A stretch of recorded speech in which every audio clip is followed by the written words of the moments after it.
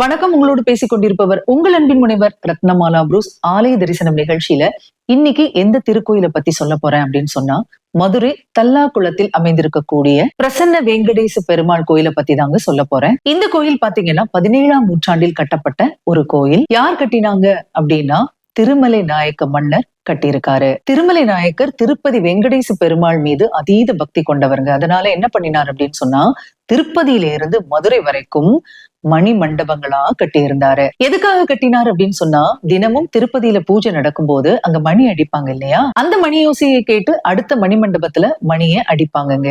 அந்த ஒலியை கேட்டு அடுத்த மண்டபத்துல இருக்கிறவங்க மணியை ஒலிப்பாங்க. இப்படியே ராஜா இருக்கக்கூடிய அரண்மனை வரைக்கும் இந்த ஒலி கேட்கும். இந்த ஒலி கேட்டதுக்கு அப்புறமா தான் வேங்கடவனை தொழுது சாப்பிடுவாராம் ராஜா. இப்படியே தினம்தோறும் நடந்துட்டே இருக்கு. ஒரு நாள் பாத்தீங்கன்னா அவருக்கு இந்த மணி ஓசை கேட்கவே இல்லையா. அவருக்கு மனசு ரொம்ப கஷ்டமா போகுதுங்க. உடனே என்ன பண்றாரு அப்படின்னா, தன்னுடைய குதிரை மேல ஏறி மணிமண்டபத்தை நோக்கி போறாரு. வழியில பாத்தீங்க அப்படின்னு சொன்னா ஒரு இடத்துல குதிரை மிரண்டு போய் நிக்குதுங்க. இறங்கி நிக்கிறாரு ராஜா. அந்த இடத்துல ஹனுமன் சிலை ஒன்ன பாக்குறாரு. ஹனுமன் சிலை கிடைத்த அந்த இடத்துல யாரு காட்சி கொடுக்கறான் அப்படின்னா, எம்பெருமான் நாராயணனே என்ன பண்றாரு, காட்சி கொடுக்கிறாரு. எப்படி இருந்திருக்கும் பாருங்க திருமலை நாயக்கருக்கு. திருமலை நாயக்கர் அப்படின்னு சொல்லும் போதே அவர் ரொம்ப கொடுத்து வச்சவர் அப்படின்னு சொல்லுவேங்க. ஏன்னா குமரகுரு அவருடைய பாட்டை பாடும் போதும் மீனாட்சி அம்மா என்ன பண்ணினா அப்படின்னு சொன்னா, திருமலை நாயக்கர் மடியில அமர்ந்து கொண்டு இவருடைய முத்துமாலையை கழட்டி அவருக்கு கொடுத்தாரு, நம்ம படிச்சிருக்கோம் இல்லையா.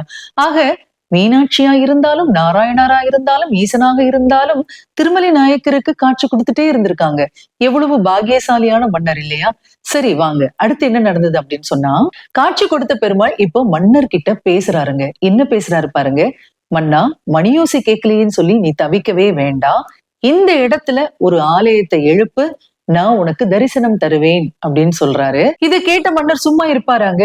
உடனடியாக அந்த இடத்துல ஒரு கோயிலை எழுப்புறாரு. அந்த கோயில் தான் மதுரையில தல்லாகுளத்துல இருக்கக்கூடிய பிரசன்ன வெங்கடேச பெருமாள் திருக்கோயில். இந்த கோயில் பக்கத்திலேயே மன்னர் என்ன பண்ணிருக்காரு அப்படின்னு சொன்னா, சுயம்பு ஆஞ்சநேயரை பிரதிஷ்டை பண்ணி வழிபாடு பண்ணியிருக்காரு. இந்த கோயிலின் மூலவர் எப்படி அழைக்கப்படுறாரு அப்படின்னு சொன்னா, பிரசன்ன வெங்கடாஜலபதி அப்படின்னு சொல்லிதான் அழைக்கப்படுறாரு. துவாரபாலகர்களாக ஜெய விஜயர்கள் காட்சி கொடுக்க வெங்கடேச பெருமாள் மிக அழகாக நின்ற கோலத்தில் அருள் பாலிக்கிறாரு. அவருக்கு நேரா நின்று நம்ம தரிசனம் பண்ணினா அவர் மட்டும்தாங்க காட்சி கொடுப்பாரு. கொஞ்சம் பக்கத்துல போய் பார்த்தோம் அப்படின்னு சொன்னா தாயார்களையும், அதாவது ஸ்ரீதேவியையும் பூதேவியையும் நாம் தரிசிக்கலாம். இந்த திருக்கோயிலின் உற்சவருக்கு என்ன பேரு அப்படின்னு சொன்னா, ரொம்ப ரொம்ப அழகான பேருங்க. ஸ்ரீனிவாசன் அப்படிங்கிற நாமத்துலதான் உற்சவர் இருக்காரு. இங்க இருக்கக்கூடிய கிணற்று நீர் தான் இந்த கோயிலின் தீர்த்தமாக விளங்குகிறது. இந்த கோயில்ல நிறைய சிற்பங்கள் இருக்குங்க, நிறைய ஓவியங்கள் இருக்கு.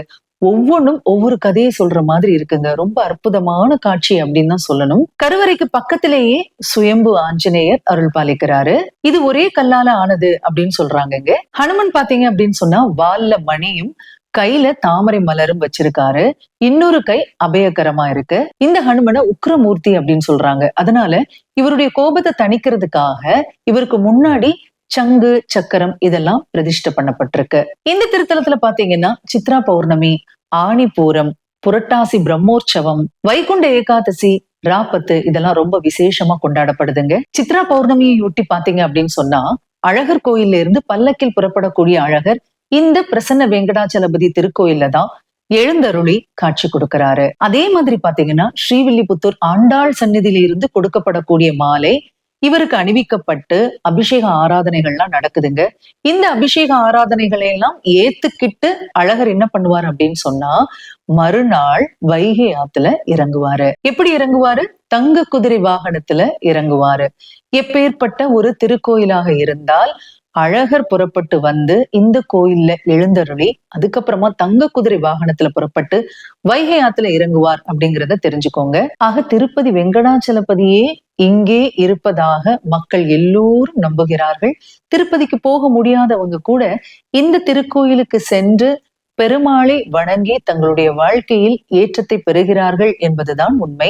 ஆகவே நாமும் ஒருமுறை இந்த திருக்கோயிலுக்கு சென்று பெருமாளை வணங்கி நம்முடைய வாழ்க்கையில் மகிழ்ச்சியையும் ஐஸ்வர்யத்தையும் அடைவோம் அப்படின்னு சொல்லிட்டு மீண்டும் மற்றொரு திருக்கோயிலின் வரலாற்றோடு உங்களை சந்திக்கிறேன் என்று சொல்லி நிறைவு செய்கிறேன்.